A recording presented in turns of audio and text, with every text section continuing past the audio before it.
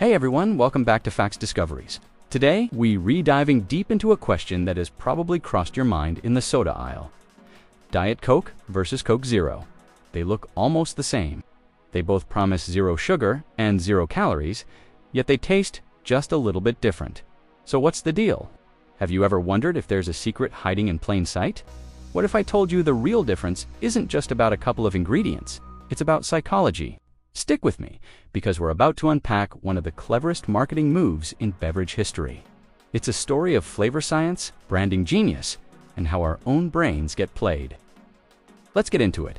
At first glance, it seems super simple. You pick up a can of Diet Coke, you pick up a can of Coke Zero, you check the nutrition label. 0 sugar, 0 calories on both. Case closed, right? Most people just assume they're practically twins, maybe just with different packaging to keep things fresh. But that's where the story gets interesting. The truth is, these two drinks were born from completely different philosophies. Let's rewind the clock a bit.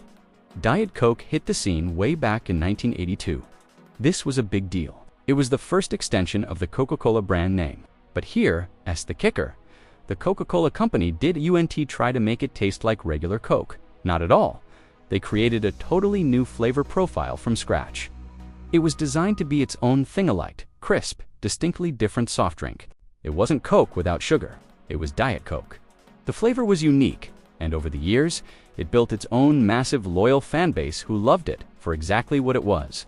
People weren't drinking it because it was a substitute. They were drinking it because they genuinely loved the taste of Diet Coke. Now, fast forward to 2005, the world has changed. The health and wellness trend is picking up steam, and more people are looking to cut sugar. But there was a problem. A lot of people, particularly men, weren't reaching for Diet Coke. Why? Well, part of it was the diet branding, which, rightly or wrongly, was often perceived as being targeted more towards women. But a bigger issue was the taste. A lot of die-hard Coca-Cola Classic fans just didn't want a different tasting soda. They wanted their beloved Coke, just without the sugar and calories. And that's the light bulb moment for Coca-Cola. They realized there was a huge untapped market. People who wanted the authentic taste of Coke Classic, but with none of the guilt. Enter Coke Zero. Its mission was crystal clear from day one. Taste as much like the original Coca-Cola as humanly possible. The entire formula was reverse engineered to mimic that iconic flavor profile, just by swapping out the sugar for a blend of artificial sweeteners. So, let's break down the nitty-gritty of the flavor. While both drinks are sugar-free, they don't use the exact same recipe. Think of it like two different chefs trying to make a sugar-free cake. They might both skip the sugar, but they'll use different combinations of other ingredients to get the result they want. Diet Coke's recipe gives it that signature sharp, lighter taste. It's a simpler, more direct flavor. On the other hand, Coke Zero's formula is more complex. It includes additional flavor notes that are specifically there to replicate the caramel and spice undertones you get in a classic Coke. That's why people often describe Coke Zero as having a bolder, fuller taste that's much closer to the original. Now, here's where it gets really fascinating. And it moves beyond the chemistry in the can and into the chemistry of our brains. Both Diet Coke and Coke Zero use artificial sweeteners to achieve that sweet taste without the calories. The primary sweeteners are aspartame and sulfame potassium, often called ASCA. The ratio and blend of these sweeteners differ slightly between the two, which contributes to the taste difference. But the psychological effect is just as important. Think about it. When you grab a Coke Zero, the branding, the name, and the marketing have all prepped you to expect the taste of Coca-Cola. Your brain is already primed. Before you even take a sip, you're anticipating that familiar flavor. Conversely, when you reach for a Diet Coke, you're expecting that lighter, tangier taste that it's famous for. This isn't just marketing fluff, it's backed by science. Studies in taste perception have shown over and over that our expectations can literally change how we experience flavor. It's called the power of suggestion.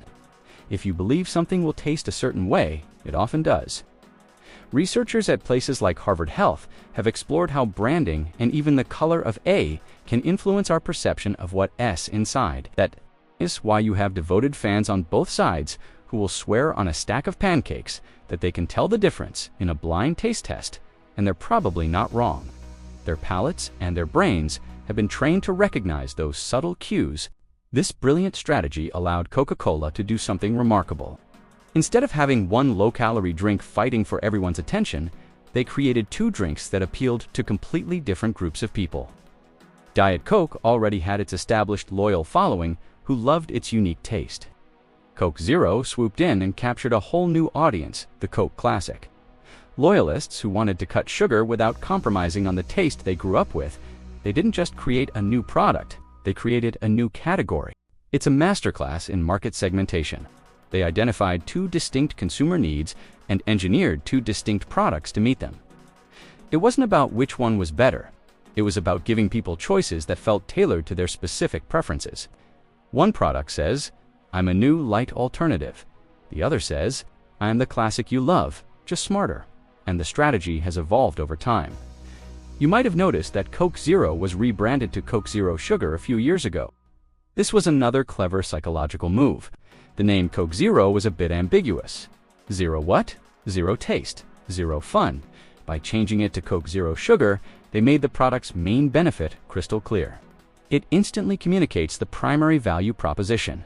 This is Coca-Cola with zero sugar. It's direct, it's simple, and it removed any potential confusion for new customers. So, when we ask what the difference is between Diet Coke and Coke Zero, the answer is way cooler than just the ingredients. It's a story about listening to your audience. It's about understanding that zero sugar can mean two very different things to two different people. For one person, it means a completely new light and refreshing experience. For another, it means getting the exact same classic experience they've always loved, just with a modern, healthier twist. It's a perfect blend of food science, clever branding, and a deep understanding of consumer psychology. They're not just selling a beverage, they're selling an experience tailored to your expectations.